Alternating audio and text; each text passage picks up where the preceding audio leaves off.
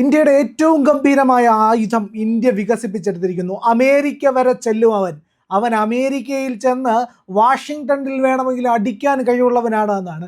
ഈ സർക്കാരല്ലാതെ ആർക്ക് കഴിയും സാർ ഇങ്ങനെയൊരു കണ്ടെത്തൽ, ഇല്ലെങ്കിൽ ഇങ്ങനെയൊരു നേട്ടം സ്വന്തമാക്കാനായിട്ട്? ഈ രാജ്യം ലോകത്തിൻ്റെ നെറുകയിലേക്ക് കയറി നിൽക്കുകയാണ് ഭൂമിയിൽ നിന്ന്. അതായത് നമ്മൾ ഇവിടുന്ന് വിമാനത്തിൽ അമേരിക്കയിലേക്ക് പോകുകയാണെങ്കിൽ ഏതാണ്ട് 16 മുതൽ 18 മണിക്കൂറിനകത്താണ് എടുക്കുന്ന ഒരു സമയം എന്ന് പറയുന്നത്. അതിനെ കണ്ണടച്ച് തുറക്കുന്ന നിമിഷം കൊണ്ട് തകർത്ത് തരിപ്പണമാക്കാൻ കഴിവുള്ള ഒരു വൻ ശക്തിയായിട്ട് ഇന്ത്യ മാറിയിരിക്കുകയില്ല. എന്താണ് സാർ ഇതിനെ നോക്കിക്കാണുന്നത്? പ്രത്യേകിച്ച് ഈ പറയുന്ന സാങ്കേതിക വിദ്യയുമായിട്ടും ശാസ്ത്രവുമായിട്ടും ഒക്കെ ഏറ്റവും അടുത്ത് നിൽക്കുന്ന മുതിർന്ന മാധ്യമ പ്രവർത്തകൻ എന്ന നിലയ്ക്ക്. പ്രിയൻ പറഞ്ഞു വരുന്നത് DRDO വികസിപ്പിച്ചെടുത്ത അഗ്നി 6 മിസൈലിനെ കുറിച്ചിട്ടാണ്. അതെ, അത് ഒരു ഇന്റർ കോണ്ടിനെന്റൽ ബല്ലിസ്റ്റിക് മിസൈൽ എന്ന് പറയും, ഭൂഖണ്ഡാന്തര മിസൈലുകൾ എന്ന് പറയും. അതായത് ഇപ്പോൾ ആ മിസൈലിൻ്റെ പരിധിയിൽ വരുന്ന രാജ്യങ്ങൾ ഏതാണെന്ന് വെച്ചാൽ, ഭൂഖണ്ഡങ്ങൾ ഏതാണെന്ന് ചോദിച്ചാൽ ഏഷ്യ മൊത്തം, യൂറോപ്പ് മൊത്തം, ഓസ്ട്രേലിയ മൊത്തം, ദെൻ അമേരിക്കൻ ഭൂഖണ്ഡങ്ങൾ, ഇതെല്ലാം ഈ മിസൈലിൻ്റെ പരിധിയിൽ വരുന്നതാണ്. അപ്പം നമുക്ക് വേണമെങ്കിൽ ആരെ വേണമെങ്കിലും ആക്രമിക്കാനായിട്ടുള്ള സാങ്കേതിക വിദ്യ നമ്മളുടെ കയ്യിലുണ്ട്. ഇത് വളരെ സങ്കീർണമായ ഒരു ടെക്നോളജിയാണ്, മിസൈൽ ടെക്നോളജി എന്ന് പറയുന്നതിന്.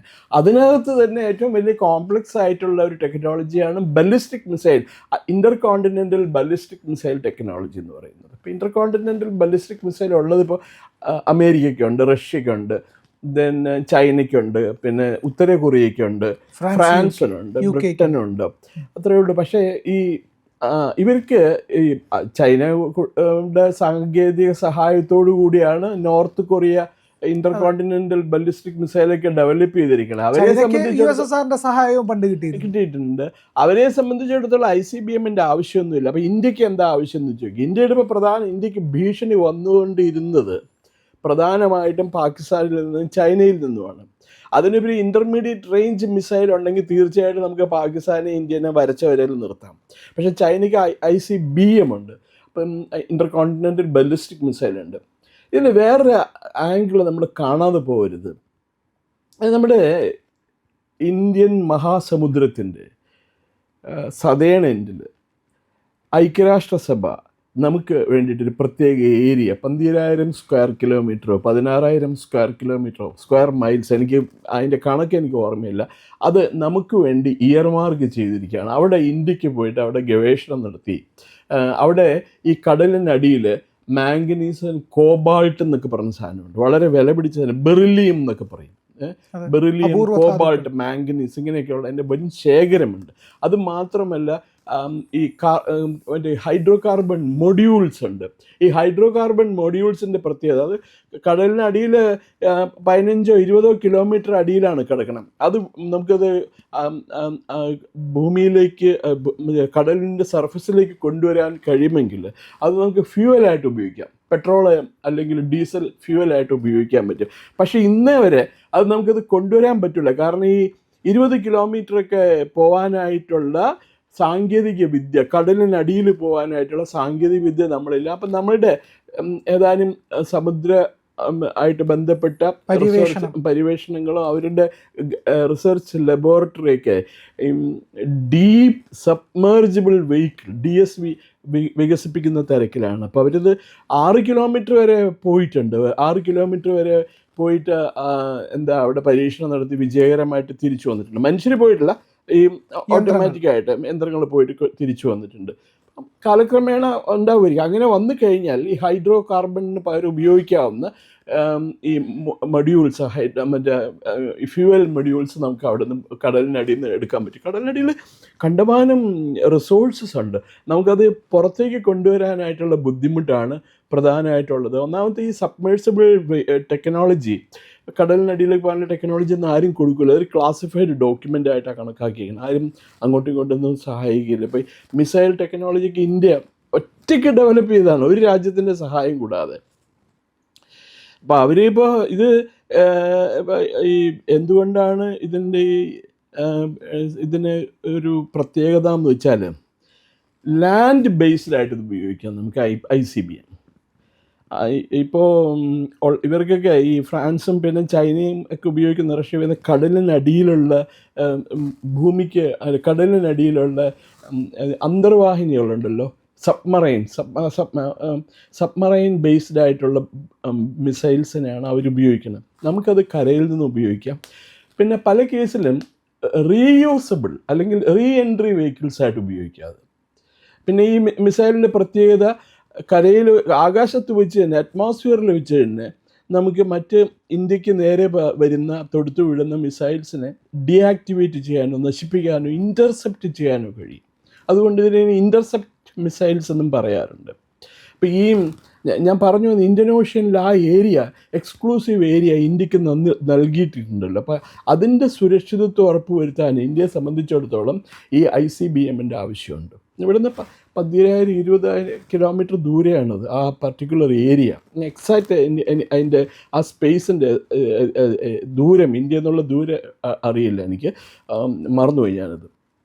അപ്പം അതിനെപ്പറ്റി ഗവേഷണം നടത്തുന്നുണ്ട് നാഷണൽ സെൻറ്റർ ഫോർ എന്താണ് പറയുന്നത് NCAOR എന്നൊക്കെ പറഞ്ഞിട്ടുള്ള ആർട്ടിക് ആൻഡ് ഓഷ്യൻ റിസർച്ച് എന്ന് പറഞ്ഞത്, national centre for arctic and ocean research. അതുപോലെ national institute of ocean technology NIOT ഹൈദരാബാദിലുള്ളത്, മറ്റേത് ഗോവയിലാണ്.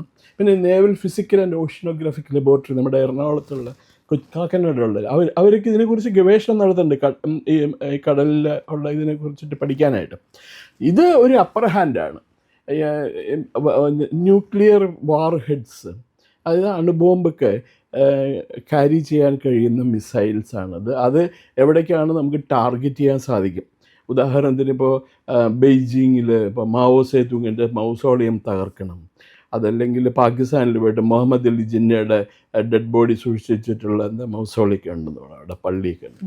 അത് തകർക്കണമെങ്കിൽ ഈ ഇൻ്റർമീഡിയറ്റ് റേഞ്ച് മിസൈൽ മതി. ICBM ആണെങ്കിൽ അത് അങ്ങ് അമേരിക്ക വരെ പോയി തകർക്കേണ്ടതിനൊക്കെ തകർക്കും. റീ എൻട്രി വെഹിക്കിൾസാണ്. ഇപ്പോൾ നമ്മൾ അടുത്ത കാലത്ത് ഇന്ത്യ ഒരു ഈ റോക്കറ്റ് ലോഞ്ച് മെഷീൻ, ഇപ്പോൾ നമ്മുടെ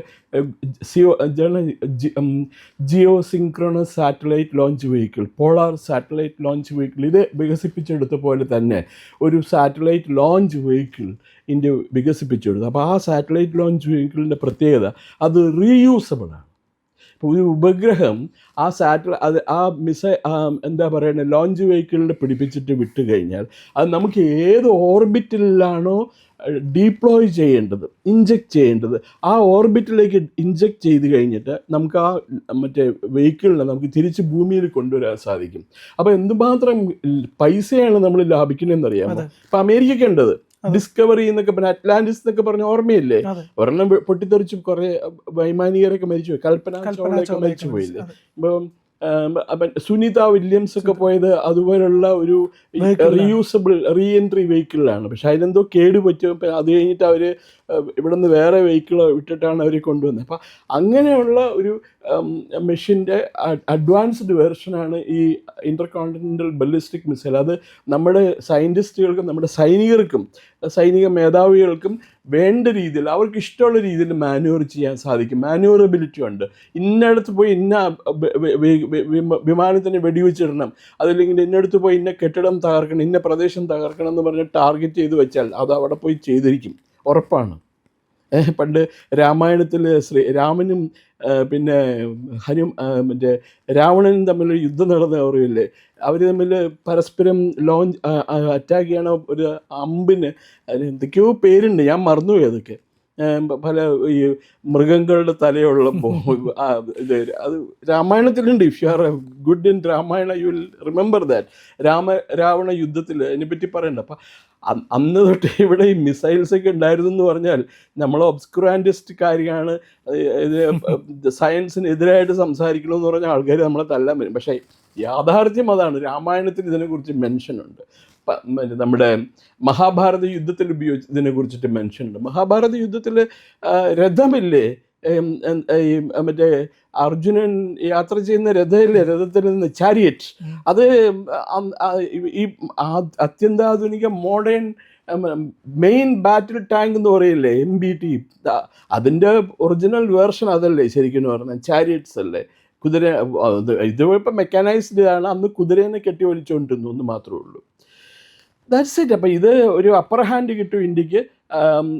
ഇന്ത്യ ഒരു വൻ എന്താണ് സൈനിക ശക്തിയായിട്ട് ഉയർന്നു കഴിഞ്ഞു.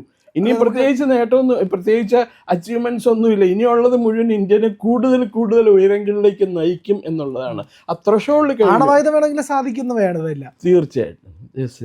പ്രിയമുള്ളവരെ, നമ്മുടെ ചാനൽ ഒരുപാട് പേർ കാണുന്നുണ്ട്. കാണുന്നവരോടെല്ലാം നമുക്ക് വലിയ സ്നേഹവുമുണ്ട്. അവരൊക്കെ നമ്മുടെ ചാനലിനെ കുറിച്ച് ഒരുപാട് പേരോട് പറയുന്നുമുണ്ട്. പക്ഷേ ഒരു കാര്യം, നമ്മൾ കാണുന്നവരുടെ എണ്ണം അനുസരിച്ച് ചാനലിൻ്റെ സബ്സ്ക്രിപ്ഷൻ കൂടുന്നില്ല. എന്താ കാര്യം എന്നറിയാമോ? നമ്മൾ കണ്ടിട്ട് അങ്ങ് പെട്ടെന്ന് തിരിച്ചു പോവുക. പക്ഷേ കണ്ടതിന് ശേഷം ഒരു നിമിഷം നിൽക്കുക. നമ്മുടെ ചാനലിൻ്റെ IND എന്ന് പറയുന്ന ലോഗോ ഇല്ലേ, അവിടെ ഒന്ന് വിരലമർത്തിയാൽ ചാനലിൻ്റെ ഫീഡ് തുറന്നു വരും. അവിടെ സബ്സ്ക്രൈബ് എന്നൊരു നീല നിറത്തിലുള്ള ബാറുണ്ട്. അവിടെ ജസ്റ്റ് ഒന്ന് തൊടുക. തൊട്ടടുത്തൊരു മണിയുടെ ചിത്രമുണ്ട്, ബെല്ലൈക്കൺ. അവിടെ ഒന്ന് തൊട്ടാൽ നിങ്ങൾക്ക് നമ്മുടെ എല്ലാ വീഡിയോകളും കാണാനുള്ള നോട്ടിഫിക്കേഷൻ കിട്ടും. മാത്രമല്ല ചാനലിൻ്റെ ഒരു സബ്സ്ക്രൈബറായി മാറുകയും ചെയ്യും. അത് ഞങ്ങൾക്ക് വലിയ സഹായമായിരിക്കും. ഉറപ്പായിട്ടും അത് ചെയ്തിട്ടില്ല എങ്കിൽ ഇപ്പോൾ തന്നെ ഒന്ന് ചെയ്യണേ.